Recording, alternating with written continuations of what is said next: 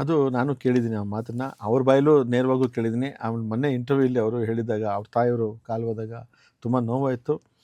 ಆ ಮಹಾ ತಾಯಿಗೆ ನಾನು ಅವರ ಚರಣಕ್ಕೆ ನನ್ನ ನಮಸ್ಕಾರಗಳು. ಯಾಕಂದರೆ ಅಂಥ ಒಬ್ಬ ಮೇರು ನಟನ್ನು ಹೆತ್ತಿದ್ದಾರೆ, ಕರ್ನಾಟಕಕ್ಕೆ ಕೊಡುಗೆ ನೀಡಿದ್ದಾರೆ. ಸೊ ಅವ್ರ ತಂದೆ ತಾಯಿ ಇಬ್ರಿಗೂ, ಸುದೀಪ್ ಸರ್ ತಂದೆ ತಾಯಿ ಇಬ್ರಿಗೂ ನನ್ನ ಸಾಷ್ಟಾಂಗ ನಮಸ್ಕಾರಗಳು.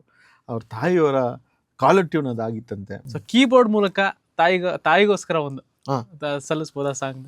ಚಲಿಸುವ ಕಾಲವು ಕಲಿಸುವ ಪಾಠವಾ ಮರೆಯಬೇಡ ನೀ ತುಂಬಿಕೋ ಮನದಲ್ಲಿ, ಇಂದಿಗೋ ನಾಳೆಗೋ ಮುಂದಿನ ಬಾಳಲಿ, ಗೆಲ್ಲುವಂತ ಸ್ಫೂರ್ತಿ ದಾರಿದೀಪ ನಿಮಗೆ ಅನುಭವ, ನಿಮಗೆ ಅನುಭವ.